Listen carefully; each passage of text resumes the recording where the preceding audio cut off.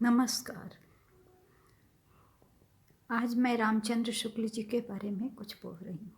हिंदी साहित्य के मौलिक अध्येता, उद्भट विद्वान, निबंधकार, गंभीर लेखक, सुकवि एवं हिंदी में वैज्ञानिक समीक्षा पद्धति का प्रादुर्भाव कर आलोचना को समालोचना के रूप में परिवर्तित करने वाले आलोचक प्रवर पंडित रामचंद्र शुक्ल जी का जन्म अगौना नामक ग्राम में संवत 1941 को हुआ था। इन्होंने संस्कृत की शिक्षा घर में तथा एमए तक की कॉलेज में प्राप्त की। स्वाध्याय द्वारा इन्होंने अनेक भाषाओं का ज्ञान प्राप्त किया। प्रारंभ में इन्होंने मिशन स्कूल मिर्जापुर में अध्यापन का कार्य किया। संवत 1956 में हिंदी शब्द सागर के सहायक संपादक नियुक्त हुए। लगभग 19 वर्षों तक इन्होंने त्रैमासिक नागरिक प्रचारणी पत्रिका का संपादन किया।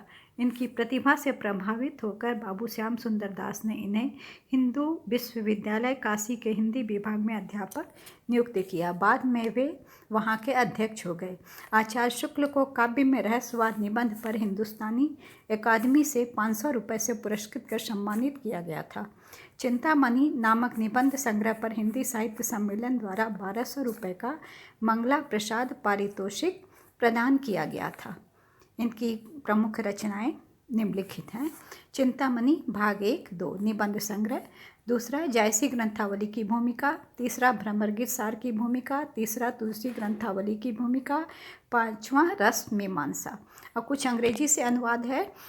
उसमें है पहला Kalpana Anand essays on the imagination Addison, दूसरा Rajya Prabandh Shiksha minor hints sir T Madhav Rai, तीसरा Vishwa Prapanch riddle of the universe Hegel, Adarsh Jeevan simple living and high thinking Smiles, पांचवा मैगनस्थ नीच का भारतवर्षीय चित्रण, छठा बुद्ध चरित्र एडविन आर्नल्ड का लाइट ऑफ एशिया का अनुवाद किया। शशांक बंगला अनुवाद है। हिंदी साहित्य का इतिहास, फारस साहित्य का इतिहास, फुटकल कविताएं। इसके अतिरिक्त इन्होंने अनेक लेख, कविताएं और समालोचनाएं भी लिखी जो समय समय पर पत्रों में, पत्रिकाओं में प्रकाशित होती रही है। इस प्रकार से शुक्ल जी का कार्य हिंदी साहित्य के क्षेत्र में अनुपम एवं सराहनीय है। चिंतामणि शुक्ल जी के निबंधों का संग्रह है। चिंतामणि भाग 1 में 17 निबंध है। इसमें प्रथम 10 उत्साह, श्रद्धा, भक्ति, करुणा, लज्जा और ग्लानि, लोभ और प्रीति, घृणा, ईर्ष्या, भय और क्रोध, मनोविकारों से संबंधित निबंध है। शेष 7 निबंधों में 4 निबंध कविता क्या है। काव्य में लोक मंगल की साधनावस्था, साधारणीकरण और व्यक्ति वैचित्रवाद एवं रसात्मक बोध के विविध रूप नाम के हैं जो काव्य शास्त्र के सिद्धांतों से संबंध रखने वाले हैं। और 3 भारतेंदु हरिश्चंद्र, तुलसी का भक्ति मार्ग तथा मानस की धर्म भूमि विवेचनात्मक है। चिंतामणि के द्वितीय भाग में 3 निबंध संग्रहित हैं। पहला है काव्य में प्राकृतिक दृश्य, दूसरा काव्य में रहस्यवाद और तीसरा काव्य में अभिव्यंजनावाद। जायसी ग्रंथावली की भूमिका में शुक्ल जी ने जायसी के तीनों ग्रंथों पर पद्मावत, अखरावट और आखिरी कलाम का संपादन करते हुए इसकी विशाल भूमिका लिखी है। इससे जायसी को समझने में पूर्ण सफलता मिलती है। भ्रमरगीत सार की भूमिका में शुक्ल जी ने इतिवृत्तात्मक शैली को अपनाया है। इससे सूर के भाव पक्ष को विशेष रूप से समझा जा सकता है। तीसरी तुलसी ग्रंथावली की भूमिका में शुक्ल जी ने पौने 200 पृष्ठों की भूमिका लिखी जो बाद में स्वतंत्र पुस्तक के रूप में प्रकाशित हुई। इसमें तुलसी का संक्षिप्त जीवन वृत्त, उनकी भक्ति पद्धति, लोकधर्म, लोकनीति और मर्यादा, शील साधना और भक्ति, ज्ञान और भक्ति, तुलसी की काव्य पद्धति, तुलसी की भावुकता, उनकी भाषा, उक्ति, वैचित्र एवं अलंकार आदि विषय वर्णित हैं। रस मीमांसा के 8 अध्याय हैं। काव्य, काव्य के विभाग, काव्य का लक्षण, विभाव, भाव, रस, शब्द शक्ति और ध्वनि। शुक्ल जी ने दर्शन की भांति काव्य को मुक्ति का साधन माना है। हिंदी साहित्य का इतिहास इनकी अमूल्य कृति है।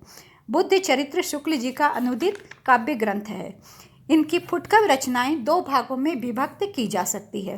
प्रथम जो देश और भाषा से संबंधित है, जिनमें भारतेंदु जयंती, हमारी हिंदू जाति, प्रेम प्रताप, भरत और बसंत आदि कविताएं आती है। दूसरे प्रकार की रचनाओं में प्रकृति संबंधी कविताएं आती है। इनके प्रकृति चित्रण का एक उदाहरण मैं आप लोग के सामने दे रही हूँ। ग्राम के सीमांत का सुहावना स्वरूप अब भासता है भूमि कुछ और रंग लाती है। आचार्य रामचंद्र शुक्ल हिंदी के सर्वश्रेष्ठ गद्य शैलीकार थे। उनकी गद्य शैली अत्यंत ठोस एवं संयमित है। शुक्ल जी की शैली में उनके व्यक्तित्व की पूरी छाप दिखाई पड़ती है। मननशीलता एवं उद्भावना उनके प्रधान गुण हैं। इन्होंने मनोविज्ञान के सूक्ष्म एवं दुरूह विषयों पर बड़ी सरलता के साथ प्रकाश डाला है। इनके वाक्यों की योजना एवं विराम चिन्हों के प्रयोग इतनी सावधानी के साथ में है कि शैली में अपूर्व गठन, सौष्ठव और स्पष्टता आ गई है। हिंदी साहित्य में उनका व्यक्तित्व मौलिक, अध्ययनशील और स्वतंत्र कहा जा सकता है। शुक्ल जी की सबसे बड़ी विशेषता है कि वे शुष्क तथ्यों का विवेचन करते समय उसमें भी रंग भर देते हैं। उनकी शैली की सबसे बड़ी विशेषता है कि किसी भी अनुच्छेद के प्रारंभ में प्रथम वाक्य में ही पूरे अनुच्छेद का भाव सूत्र रूप में रख देते हैं और फिर उसको क्रमशः समझाते चलते हैं। कहीं कहीं पर समझाने के लिए तात्पर्य यह है कि कापुट भी रखते हैं। यद्यपि तार्किकता और बौद्धिकता के कारण इनकी शैली कहीं कहीं दुरूह हो गई है, परंतु विषय निर्वाचन एवं प्रतिपादन की दृष्टि से वे उच्च कोटि के लेखक और आलोचक हैं। हरिऔध जी ने इनके संबंध में लिखा है, उनकी भाषा अत्यंत सुव्यवस्थित और शुद्ध वाक्य विन्यास तथा स्वच्छंद गति से चलती हुई नूतन विचारों का भंडार सी जान पड़ती है।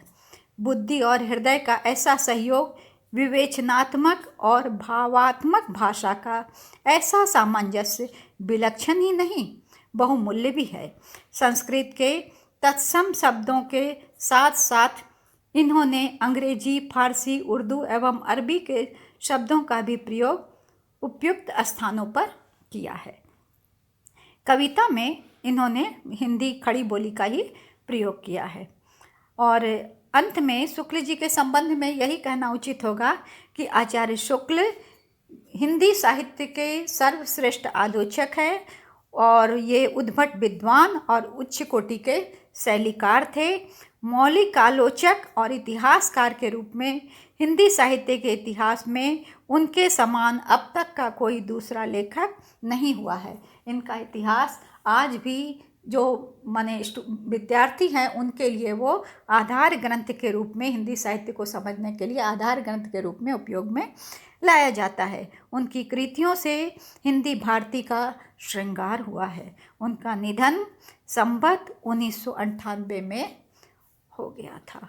तो ये शुक्ल जी जो है हिंदी साहित्य में एक अपनी अलग अनुपम छाप रखते हैं और आलोचक के रूप में इनसे बड़ा कोई आलोचक नहीं है।